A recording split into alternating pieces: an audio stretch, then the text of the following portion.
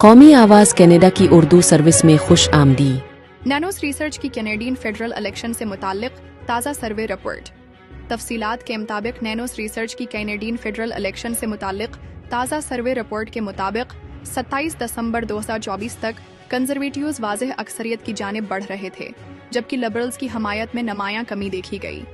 نینوس research کے chair نک نینوس کے مطابق اگر اس وقت جسٹن ٹروڈو اور پیئر پویلیور کے درمیان براہ راست انتخاب ہوتا تو کنزرویٹیوز کو بھاری اکثریت حاصل ہوتی۔ تاہم 2 ماہ میں سیاسی منظرنامہ یکسر تبدیل ہو گیا۔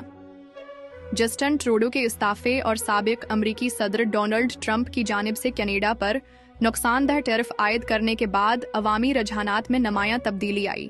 نئے لبرل لیڈر مارک کارنی کی قیادت میں پارٹی کی مقبولیت بحال ہو رہی ہے، جبکہ پیئر پویلیور کی کنزرویٹیو پارٹی کی پوزیشن کمزور دکھائی دے رہی ہے۔